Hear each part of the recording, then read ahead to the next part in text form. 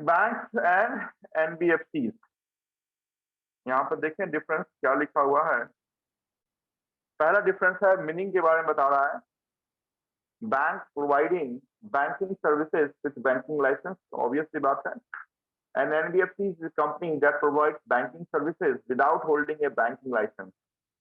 चलिए ये ठीक थी, याद कर लिया ना याद किया कोई बात नहीं है। इनकॉर्पोरेटेड, तो बैंकों वो बैंक होती है जो बैंकिंग रेगुलेशन एक्ट 1949 के अधीन हो। This is very very important act. जैसे आपने आरबीआई एक्ट 1934 जिसके तहत हमने आरबीआई का एस्टेब्लिशमेंट याद रखा, या फिर जिसके सेक्शन नंबर 22 के तहत हमने देखा कि प्रिंटिंग को इशू करने का अधिकार बैंकिंग के पास है, उसी तर्ज पे इस एक्ट को भी याद रखेंगे।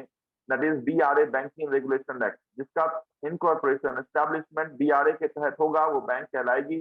जिनका एस्टेब्लिशमेंट कंपनीज एक्ट 1956 के तहत होगा वो एनबीएफसी कहलाएगी। यही कारण है कि एनबीएफसी का जो लास्ट का सी है वो कंपनीज के लिए हम अंकित करते हैं, ना कि कॉर्पोरेशन के लिए हम करते हैं। यहाँ पे जाने पे ऑर्डर। पे ऑर्डर को दूसरे रूप में जिस नाम से हम जानते हैं दैट इज कॉल्ड डीडी। बाद में पढ़ाऊंगा, जब चेक में पढ़ाऊंगा तो उस कंडीशन में पढ़ाऊंगा कि ओपन चेक क्या है, बियरर चेक क्या है, सीटीएस चेक क्या है, बाउंस ऑफ चेक क्या है, डिसऑनर ऑफ चेक क्या है। उस कंडीशन में हम डिमांड ड्राफ्ट और बैंकर्स चेक दोनों की बात करेंगे। बट यहाँ पे सिर्फ जान लें कि डीडी को इशू करने का अधिकार जिस ऑर्गेनाइजेशन को है वो सिर्फ बैंक है, और जिसको नहीं है वो एनबीएफसी है। कैटेगरी आए, कौन कौन सी कैटेगरी बैंकों में होती है, तो बहुत सारी कैटेगरी आप जानते हैं। पब्लिक सेक्टर बैंक है, प्राइवेट बैंक है, फॉरेन बैंक है, स्मॉल बैंक है, पेमेंट बैंक है, आरआरबी है। तो ये सब ठीक है, कैटेगरी है ना। ये कोई बड़ा डिफरेंस नहीं है क्योंकि आपको लिख के देना था, इस कारण से हमने दे दिया है। यहाँ भी क्या है तो public, private, small, payment and RRB, यहाँ भी कैटेगरी है। Next, this is very very important term जो आपके बोल्ड लेटर में लिखा हुआ है, टाइम डिपॉजिट रिस्ट्रिक्शन। देखिए ये जो टाइम डिपॉजिट रिस्ट्रिक्शन है जिसको हम कहते हैं टीडीआर, टीडीआर का फुल फॉर्म होता है time deposit term deposit receipt. तो टर्म डिपॉजिट रिसिप्ट यहाँ पे गलती है, ये प्रिंटिंग मिस्टेक है, टाइपो मिस्टेक है, ये टीडीआर होगा, टर्म डिपॉजिट रिसिप्ट होगा। ये थोड़ा सा गलती सुधार लीजिएगा आप लोग। This is called TDR, term deposit receipt, जिसको हम दूसरे शब्दों में, सरल शब्दों में एफडी का नाम देते हैं। तो बैंक में, क्योंकि लेफ्ट हैंड साइड आपका कॉलम जो है वो बैंक का है, तो बैंक में ये जो एफडी मिनिमम डेज के लिए आप बना सकते हैं वो 7 डेज है, और मैक्सिमम जितने सालों के लिए आप एफडी बना सकते हैं वो 10 ईयर्स है। इसका कतई मतलब नहीं है कि हम क्या 20 साल के लिए एफडी नहीं रख सकते। यस यू कैन, आप रख सकते हैं, बट शुरुआत में जब आप बोलेंगे कि मुझे एफडी करना है तो उस कंडीशन में आप 20 सालों के लिए नहीं कर सकते हैं, वो खत्म हो जाएगा 10 सालों के बाद, फिर आपको रिन्यूअल करके लेना पड़ता है, या ऑटो रिन्यूअल की फैसिलिटी अभी बैंकों के पास है।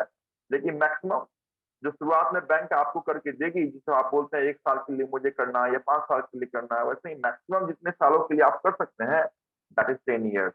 मिनिमम जितने दिनों के लिए आप कर सकते हैं दैट इज 7 डेज।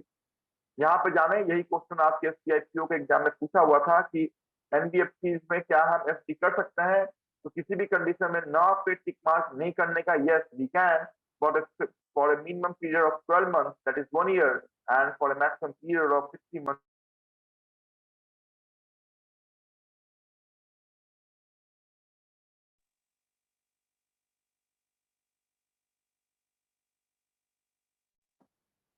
एटीएम्स में क्या बोल रहा है, ब्राउन लेबल है।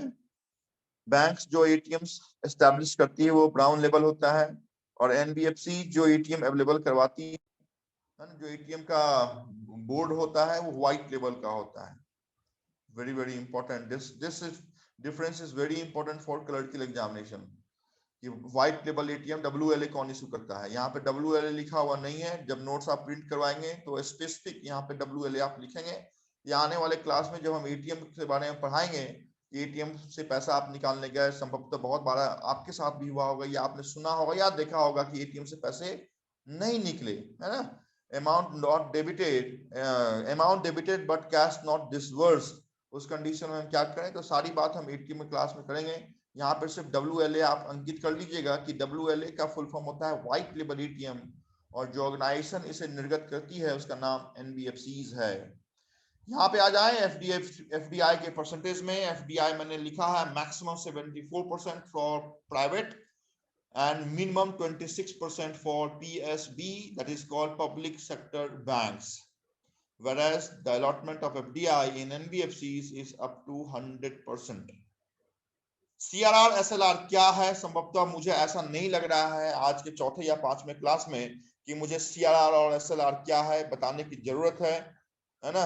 CRR का फुल फॉर्म, SLR का फुल फॉर्म, हालांकि मैं रिपीट कर देता हूं, बट है क्या ये अगर नहीं मालूम है तो नोट्स देखें, किसी से पूछें, या कोई नए हैं तो बाद में मेरे से पूछ लीजिएगा कि सर CRR क्या होती है।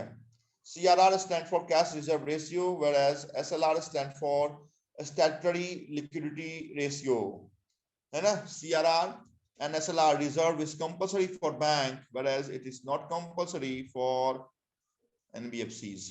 नेक्स्ट आ जाए DICGC, स्पष्ट मैंने लिखा है कि DICGC insurance available for banks whereas not insured NBFCs। यहाँ पे जो मैंने अपवाद की बात की है वो हम किसी दूसरे क्लास में देख लेंगे कि हमने जो NBFCs के बारे में बताया कि वैसे NBFCs जिनका नेटवर्थ 100 CR है उनको मिलेगा। तो यहाँ पे आप एक बार लिख भी लीजिएगा क्योंकि ये हो सकता है कि मेरे से लिखने में छूट गया हो, but it's very very important for officer level examination. अगर आपसे स्पेसिफिक पूछा जाता है कि do the DICGC coverage available for NBFCs having asset more than 100 CR, उस कंडीशन में यस पे हमें टिक मार्क करना है। नेक्स्ट, ये तो एक्ट की बात है कि बैंक्स जिस एक्ट को फॉलो करती है, फॉलो की बात यहाँ पे है, एस्टैब्लिशमेंट की बात नहीं है। बैंक जिस एक्ट को फॉलो करती है वो RBI एक्ट 1934 है और section 45A of RBI act 1934 में NBFCs की बात उल्लेखित की गई है। इसको आप अगर भूल भी जाएं तो चलेगा, लेकिन ऐसा ना हो कि आप BRA और कंपनीज एक्ट को भूल जाएं। ये डिफरेंस आप थोड़े देर के लिए दरकिनार कर दें तो चलेगा, क्योंकि यहाँ पे बैंकों का उल्लेख कहाँ है इसकी बात की गई है। तो बैंकों का उल्लेख RBI के एक्ट में है, NBFCs का उल्लेख न कि इनकॉर्पोरेशन की बात बोल रहा हूँ, एस्टेब्लिशमेंट की बात बोल रहा हूँ। तो यहाँ पे 45I ऑफ RBI एक्ट में है। पेमेंट एंड सेटलमेंट इन्वॉल्व है। पेमेंट एंड सेटलमेंट क्या होता है कि जब आप चेक देते हैं दूसरे बैंक का तो वो क्लियर होने के लिए CTS के थ्रू हो जाता है, चेक ट्रंकेशन सिस्टम। नया टेक्नोलॉजी आपके NPCI ने इंट्रोड्यूस किया 2010 में, CTS उसका नाम है, चेक ट्रंकेशन सिस्टम। तो वो सेटलमेंट होता है कि आपने दूसरे बैंक का चेक दिया तो दूसरा बैंक उसको वेरीफाई करती है, फिर आपके दूसरे बैंक में वो पैसा आ जाता है। That is called payment and settlement. तो चूंकि यहाँ बैंकों में सेविंग करंट अकाउंट होता है, इस कारण से चेक आप वहां पे दे सकते हैं। यहाँ पे NBFCs में आप चूंकि सेविंग और करंट मेंटेन ही नहीं करते हैं या कर ही नहीं सकते हैं, इस कारण से पेमेंट और सेटलमेंट यहाँ पे अवेलेबल नहीं है। अभी मिनिमम कैपिटल में आ जाए, देखें कि एक बैंक हमें खोलना है तो हमारी जो मिनिमम कैपिटल है वो 500 करोड़ है। यहाँ पे हमने स्पेसिफिक नहीं किया है कि पेमेंट और स्मॉल और पेमेंट बैंक है या नहीं, तो यहाँ पे 500 करोड़ याद रखें। लेकिन जब आप नोट्स निकालिएगा तो वहां पे स्मॉल और पेमेंट बैंक के रूप में अगर लिख लेंगे तो अच्छी बात है। अदरवाइज जब बैंक के कैटेगराइजेशन की हम बात करेंगे तो वहां तो बताएंगे स्मॉल और पेमेंट, तो वहां पे 100 करोड़ की बात फिर से हम दोहराएंगे। But for private bank, this is 500 CR. For NBFCs, this is 200 lakh, that is 2 crore. चलिए यहाँ पे आ जाए, बैंक किसमें डील करती है? तो बैंक डील करती है रिटेल बैंकिंग फैसिलिटी में। रिटेल बैंकिंग क्या होते हैं? जैसे आप बिग बाजार जाते हैं, क्योंकि रिटेल शॉप है वो, तो आपको कोलगेट से लेके भीम बार तक मिलता है। वैसे ही आज के दिन में आप बैंक में जाएंगे तो सिर्फ ना आपको सेविंग अकाउंट, करंट अकाउंट मिलेगा, बट जो फिनेंशियल अदर फैसिलिटी है, चाहे वो क्रेडिट कार्ड की हो, चाहे वो इंश्योरेंस की हो, चाहे वो आपके लाइफ इंश्योरेंस का हो या जनरल इंश्योरेंस का हो, है ना, या आपके जो डीमैट अकाउंट जो शेयर मार्केट में डील करते हैं, जितने भी फिनेंशियल फैसिलिटी होती है, that is called retail banking activity, उसमें बैंक डील करती है। लेकिन जो आपकी NBFCs होती है तो आप देखेंगे कि NBFC क्या है, तो मुथूट फाइनेंस है ना, या बड़े बड़े आपके क्या है तो IDFCs है। तो वो सब क्या करते हैं, बेसिकली लोन एडवांस में काम करते हैं। वो सिर्फ पैसा लोन के रूप में देने का काम करते हैं, लाइसेंसिंग का काम करते हैं, हायर परचेज का काम करते हैं। चीट फंड्स में काम करते हैं, तो वो उनका ये कैटेगराइजेशन है। चलिए, डू नॉट डील्स, ये तो ठीक है कि डू नॉट डील चेक में डील नहीं करता है, पेमेंट ऑर्डर में डील नहीं करता है, demand deposit saving current account में डील नहीं करता है, डीआईसीसी का सेटलमेंट यहाँ पे नहीं है, ये मैंने पहले ही बता दिया है। क्योंकि यहाँ पे सेविंग और करंट आप नहीं रखते हैं, इसका आंसर चेक यहाँ पे दे नहीं सकते हैं। पे order address call demand draft, ये इसको इशू करने का राइट है नहीं एनबीएफसी को, ये मैंने पहले भी बताया है। डिमांड डिपॉजिट क्या होता है, सेविंग और करंट यहाँ पे आप खोल नहीं सकते हैं। डीआईसीसी आपको भी मालूम है कि डीआईसीसी का जो आपका इंश्योरेंस हो यहाँ पे अवेलेबल नहीं है। सेटलमेंट सिस्टम भी यहाँ पे अवेलेबल नहीं है, जो चेक हम देंगे तो सेटलमेंट होगा नहीं। ठीक है, यहाँ पे आ जाए कौन से टाइप, तो बैंकों को लाइसेंस देने का अधिकार सिर्फ आरबीआई को है, लेकिन एनबीएफसी को लाइसेंस देने का अधिकार आरबीआई को भी है, एनएचबी को भी है, सेबी को भी है, आईआरडीओ को भी है ना। अलग अलग टाइप के एनबीएफसी ओपन कर सकता है, चाहे वो सेबी के द्वारा लिया हुआ लाइसेंस हो, आईआरडीए के द्वारा लिया हुआ लाइसेंस हो, निधि के द्वारा लिया हुआ लाइसेंस हो, है ना, या एनएचबी नेशनल हाउसिंग बैंक के द्वारा लिया लाइसेंस हो, या आरबीआई के द्वारा लिया लाइसेंस हो। यहाँ पे this is very very very very very important. ये मेरे से संभवतः हो सकता है कि न याद रहा हो, या बिना देखे अगर मैं बता रहा हूं तो हो सकता है 1 पॉइंट 2 पॉइंट छूट जाए, तो उसी में ये छूट गया है। ये इतनी बड़ी बात है जो अभी आपके सिस्टम पे आपको दिख रहा है, जो आप पूछे मत।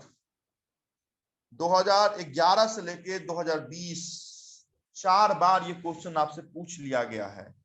वो क्वेश्चन ये है कि सीफी का फुल फॉर्म बताओ, या डीसिप्स में इंडिया में कौन कौन सी बैंक आती है, और which of the following banks is not categorized under DSIPS facility। तो यहाँ पे मुझे लग रहा है कि स्पेलिंग मिस्टेक है, दिस इज DSIPS ओनली, है ना। यहाँ पे DSIBI लिखा हुआ है, वो नहीं होगा, DSIB ही है, that is domestically systematically important bank. फिर से बोलता हूं, DSIB का full form, D stand for domestically, यहाँ पे नहीं लिखा है मैंने, बट फिर भी आप लिख लें। जब आपको मैं जो बोलता हूं ना कि हो सकता है ये नहीं लिखा है या टाइपो एरर है, वो आप लिख लें। जब आप नोट्स निकालेंगे तो उन चीजों को थोड़ा सा करेक्शन कर लीजिए, या जो मैं बोल रहा हूँ कि छूट गया है मेरे से लिखने में, है ना, होती है बहुत सारी बात कि लिखने के क्रम में 1-2 पॉइंट छूट जाए, या हो सकता है 1-2 एरर हो जाए, तो उन चीजों को मैं रेक्टिफाई कर रहा हूं आपके सामने। उन चीजों को अपने पेन पेपर से लिखिए, और जब नोट्स निकालेंगे आप कल, तो फिर से वहां पर करेक्शन आप कर लेंगे। डीसीबी ये गलत है, यहाँ पे जो आई है वो आई नहीं होगा, दैट इज ओनली डीसिब। डीसिब का फुल फॉर्म भी बताता हूँ, D stand for domestically, domestically का मतलब है भारत के ज्योग्राफिकल सीमा के अंदर, दैट इज कॉल्ड डोमेस्टिकली। उसके बाद S stand for systematically, I stand for important, and B stand for bank, that is called DSIB। और इसी को दूसरे भाषा में आरबीआई ने जो प्रकाशित किया है, that is called SIFI, that is called systematically important financial institution। Bharat में सिर्फ 3 ही ऐसे बैंक है जिसको आरबीआई ने बोला है कि आप सबसे इंपॉर्टेंट बैंक हैं भारत के लिए। The first bank is of course, जहां पे सबसे पहले जानने की आपकी इच्छा है, that is state bank, second is ICICI Bank, and third is HDFC Bank only are categorized, these 6 categorized bank। आप अगर SBI, ICICI बैंक या HDFC को 1 मिनट के लिए भूल भी जाए तो दिक्कत नहीं है, दिक्कत तो होगा आगे आने वाले एग्जाम्स में, बट इसका फुल फॉर्म आपको भूलना नहीं है कि डीसिप्स क्या होता है या फिर सीफी क्या होता है। जब डीसिप्स या सीफी का फुल फॉर्म याद हो जाए, उसी कंडीशन में आप पब्लिक सेक्टर की बड़ी बैंक एसबीआई को याद रखेंगे, या फिर प्राइवेट सेक्टर की बड़ी बैंक आईसीआईसीआई या एचडीएफसी को याद रखेंगे। नेक्स्ट, डीसिप्स कैटेगराइजेशन में एनबीएफसीज आता नहीं है, लेकिन चूंकि आपका एब्रिविएशंस की बात थी, फुल फॉर्म की बात थी, तो यहाँ पे क्यूआईबी का फुल फॉर्म आप जरूर याद रखिएगा, that is qualified instructional buyer, qualified instructional buyer. ये शायद मुझे लग रहा है गलत है, क्यूआईबी का full form qualified institutional buyer होगा ना, संभवतः एक बार इसको रेक्टिफाई करना ही पड़ेगा। तो जाने आप, क्यूआईबी क्वालिफाइड इंस्टीट्यूशनल बायर होता है, यहाँ पे फिर से टाइपिंग एरर है, that is qualified institutional buyer. Example तो संभवतः मुझे बताने की जरूरत नहीं है कि बैंक में कौन कौन सा एग्जाम्पल है। SBI, bank of Baroda, ICICI, standard chartered, ग्रामीण बैंक, कॉस्मोस बैंक, सब बैंक है ना। एनबीएफसीज में अगर आप आएंगे तो रिलायंस कैपिटल है, सुंदरम फाइनेंस है, बहुत सारे एनबीएफसी हैं, उसमें से कुछ चुनिंदा एनबीएफसी हमने लिखा है। एलआईसी हाउसिंग फाइनेंस है, मुथूट फाइनेंस है, बजाज फिनसर्व है, एलएनटी फाइनेंस है। तो ये सब क्या है? तो ये सब एनबीएफसीज हैं। इतनी ही बात आपको याद रखनी है। इससे आगे की बातें आप अगर भूल भी जाएंगे तो चलेगा, कोई दिक्कत नहीं आएगी आपके एग्जामिनेशन में। बट जो मैंने 5 बातें की थी उस 5 में एक बातें ऐड कर रहा हूं, वो ये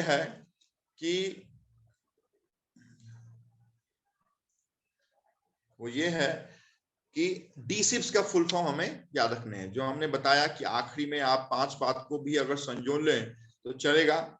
छठी बात सिर्फ मैं यहाँ पे ऐड कर देता हूँ कि डीसिप्स का जो फुल फॉर्म है डोमेस्टिकली सिस्टमेटिकली इंपॉर्टेंट बैंक, या फिर सीफी हमने अदर नाम उसको दिया है, सिस्टमेटिकली इंपॉर्टेंट फाइनेंशियल इंस्टीट्यूशन, जिसमें इंडिया के 3 ही बैंक को आरबीआई ने अपने अंदर समायोजित किया है, चाहे वो एसबीआई हो, चाहे वो आईसीआईसीआई बैंक हो, चाहे वो एचडीएफसी बैंक हो। उसके दूसरे तर्ज पे आप क्यूआईबी का सिर्फ फुल फॉर्म याद रखिएगा। QIB is not DSIBs NBFC. यहाँ पे पहले मैंने डिफरेंस में लिखा है, बट एनबीएफसी की कोई भी एनबीएफसी डीसिप्स में नहीं है, क्योंकि डीसिप्स इज ए कैटेगरी, क्योंकि DSIBs is a category for bank only, not for NBFC. तो क्यूआईबी का फुल फॉर्म जो वहां पे संभवतः एरर था, that is qualified institutional buyer. इतनी बात अगर आप बैंक्स और एनबीएफसी में जानते हैं, 1 मार्क्स तो आपके पास है, किसी भी कंडीशन में जा नहीं सकता है। अभी आपके मन में अगर सवाल है तो मेरे से पूछिए, बिल्कुल बिंदास पूछिए, पूछो।